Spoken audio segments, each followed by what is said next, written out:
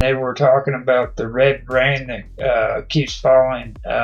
And there was a incident in India where a meteor or something exploded in the outer atmosphere, and it created a red rain over India and Pakistan for about a week. Over 1 million people died. And mysterious deaths have occurred because of it. So they're thinking that maybe these organisms are coming from outer space. And they're actually, like a lot of these diseases that we have could... Are they, is it mysterious because there hasn't been sufficient research done on this? Right. I'm not saying that any of it's real. I know where he's talking about with that, though. That's what I he's was just wanting to bring that up to where if anyone else can know anything more about it. Just because there isn't sufficient research done on something. Well, it's because of it's because of people like you who are doubters, and every time you hear stuff like this, you go, "Oh, we don't need to hear that. That's just nonsense. That's not science. I'm just saying, that's pseudoscience, Mark." You shouldn't jump to conclusions. I think that's the way scientists and people who think rationally, supposedly they think rationally, should think. They should stop being. They should stop being freaking censorship. You know, like we're coming up with the term pseudoscience for stuff that's not really pseudoscience. You know what I mean? Well, it's just stuff they don't agree with because freaking, you know, that's just poppycock. You know. Well, I found out on the thing that back in 1951, the U.S. passed this law. When you have technology that's copywritten, at any point in time, the U.S. government can make a thing saying that that's a specific type of technology, can permit it to be copywritten or not, and they can hide it. They can take it and hide it. Well, it's just like last week, you know, when we were talking about Nikola Tesla, you know.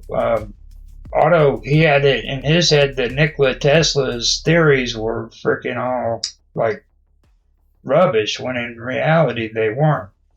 You know what I'm saying? Well, all of them. No, I mean none of them were. Well, none of them. I think I get you jump to conclusions. No, which ones was he? He made a statement. I haven't done sufficient study. He's made statements that he came up with that tower, but he made statements, but there was no research. Nobody's ever found any research saying that he did that stuff.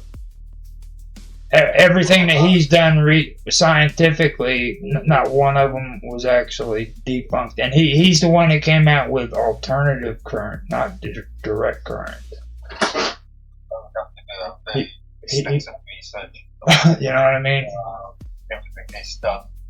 He's the one who lit frickin' New York up for the first time at the World Fair, dude. Sufficient research on everything he's done. Yeah, pretty much. Everything. Nikola Tesla, dude. You look at the results from a common sense or a conclusion. Dude, I mean, you realize I actually read scientific papers, right? Yeah. You read that. Well, when he passed away, look what the U.S. No, I mean, it's like, you know, when you the other day we were talking about the Schumann resonance. I mean, did you even know what the Schumann resonance is? Have you ever heard of it? What is it? Residential. No, have you ever heard of the Schumann resonance? The Schumann resonance is the frequency of 7.4 hertz that the Earth hosts, the natural frequency of the planet. Right. That's scientific fact right there.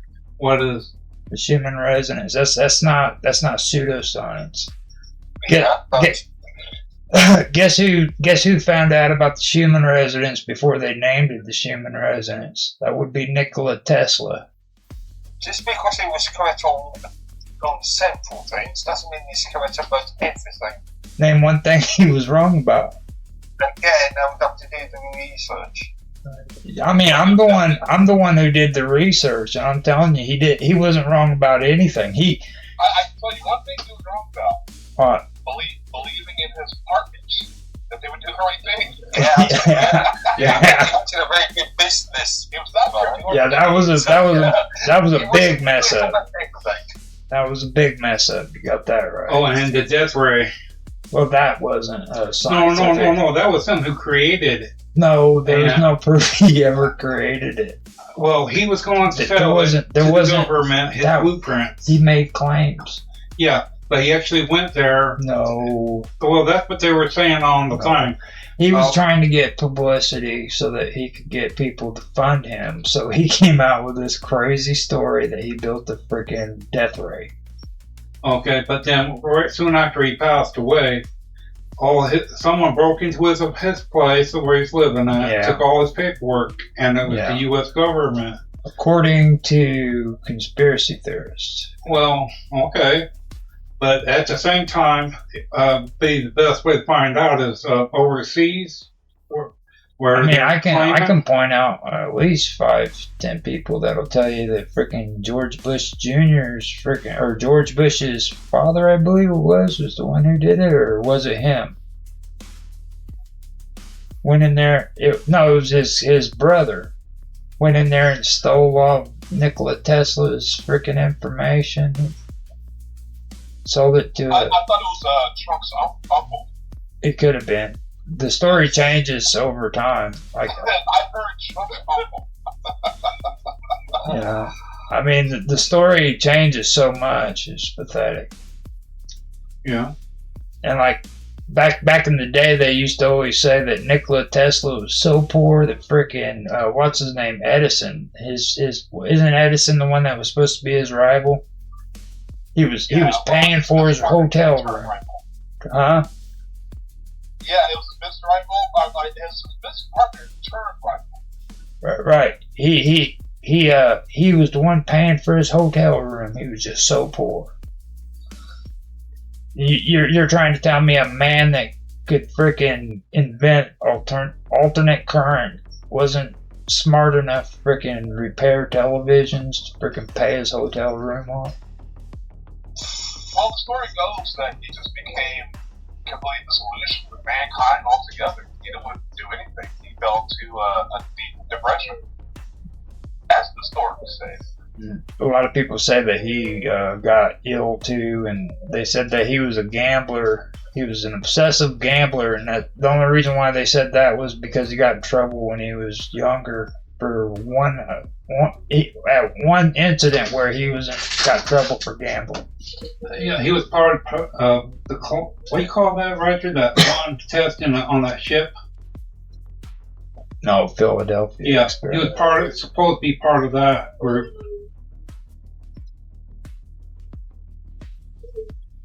Nobody wants to talk about the Philadelphia experience. Well, no, I will talk about it. So, I mean, that was supposed to be some trans-time dimensional thing, but molecular structure where you're able to pass through metal. That is something, a technology called Pegasus. And I've got a submarine guy here who can tell you all about that. When you Pegasus, when it gets magnetic signature, that takes away the magnetic signature, but it's away yeah, so that made it hard for anybody to infect you. So yeah, that was sort of just what's like invisibility to like what, sonar or radar? Yeah. Well, both. Because that made the ship really cool to like the sensor, the radar, sonar. Because basically what you're doing is you're changing the incoming molecular level. I'm guessing, wouldn't it be under like molecular, where you're changing the molecules? Well, I know in the Gaza is an amazing science. I mean, it's used all the time. For example, if you use a Benghazi coil, like on old CTR TV screens, you could, if you had like a dead pigments or anything screen, if you wave that Benghazi coil off the screen, it removes dirty electricity and the fuzz from your CTR screen. So, yeah. So that's what I know of what came out of the Philadelphia experiment. Officially. Yeah, when they're saying about the two things mentioned together, like the boat and the town, it makes you wonder. It's like another black hole situation. Did you ever hear the story about the guy who tried, what's his name, the one that was always trying to debunk the Philadelphia experiment? He ended up getting involved and serious about conspiracies, but in the end, they found him dead in his car. I forgot his name. So, people die in the cars all the time. No, dude. This. People die in cars. No, his death was mysterious. It was very mysterious. But I forgot his name. Now, are we talking about Wilcox now? No, the guy. He started out as being he wanted to debunk freaking the Philadelphia experiment. Oh, okay. And as he kept going on with it, freaking, he eventually started believing in it. And eventually, what happened was he died mysteriously. They found his body in his car where he died. I forgot his name. Yeah, I don't know. I'll check that out here in a little bit. I gotta go get coffee and stuff. I've got the mic set up. I went in and did an audio check. You guys have a kind of well, I guess it's a radio sound because I have the microphone next to the monitor speaker. Do you want to conclude this episode? What time is it? We've been going for what? 2.5 hours now? 2.5 hours? Yeah, give me a second. I'm gonna go grab coffee. And Oh, and there's a TV show, Grimm. We were talking. What? That show there reminds me of. We're not saying that people, aliens, do come in the way of like the Grimm. Okay, because everyone's saying like all people can alter themselves, like. Well, if I were an alien coming to this planet, it's possible. That's what they're talking on the pyramids. About me and resources. Yeah, I would definitely live on the ground if I were an alien. If I was an alien coming to this planet, I'd just look at the politics and then fly away again. You guys are so naive. It would be 100% resources. I mean, you see, Earth is like the Garden of Eden. Okay, if you look at it like that, then you'd see that this would be the place where they'd come to want to do genetic research. They'd want to Garden of hybrid. The middle of Los Angeles, the Garden of Eden. Yeah. Okay. Well, why don't you go ahead and compare this planet to Mars, Venus, Uranus. Yeah, actually, yeah, Uranus is a good. I don't want to compare anything to Uranus, but yeah. But if I were God, you would bring up the Garden of Eden. Who says God is